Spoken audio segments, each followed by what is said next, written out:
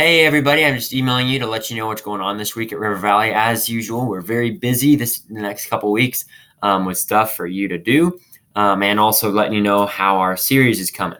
So just so you guys know, so you're aware, this next Sunday, this Sunday, July 21st, after the third service, we're going to get super wet and have a lot of fun with the waterworks. We're going to provide some hot dogs, so come by, grab a hot dog, and enjoy getting wet in the summer heat.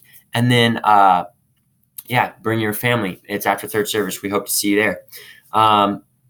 That's all actually for announcements going. We're winding down our stuff as kids are starting to go. So there are still, I think, a couple more events that we'll let you know about. But for the most part, that kind of wraps it up. But for the lesson this week in Treehouse, we're talking about King Josiah, which I'm sure most of you have heard of. Maybe not all of you, but some of you have probably heard of King Josiah. He was the boy king. He was 8 years old when he became king.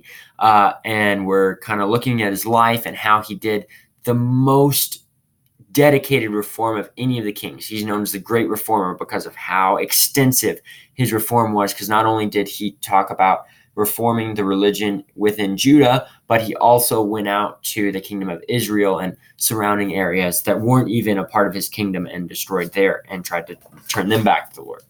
Anyway, so that's kind of what we're talking about, and we're looking at the fact that he kind of forced his people to worship God. They didn't really have a choice.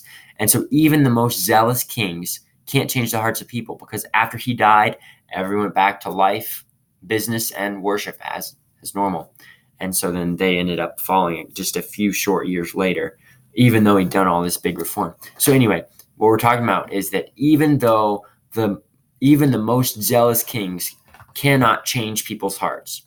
But then alternatively, of course, we're comparing Jesus, and Jesus can change people's hearts, which makes him a better king than King Josiah even. So that's what we're talking about today. We kind of started the series on looking at how leaders can't change the hearts of people, and we're bringing it back to that because that's important. And so some discussion questions to ask your kids if you would like to review with them while they are in the car going home from church, or maybe at lunch, just to kind of make sure that they got it. You can ask them, what did Josiah do differently from the kings before him? Kind of talking about how he was more extensive. What did Josiah do right? What did he do correct that was good and honorable in the eyes of the Lord? And what couldn't he accomplish that ended up making the kingdom of Judah fall? What couldn't he accomplish? Talking about how he couldn't change the hearts of people. And then finally, what king can change the hearts of people? And if you review all that, you should be pretty good and review the lesson pretty well. So I hope you guys have a great week. I hope to see you on Sunday. And have a wonderful week.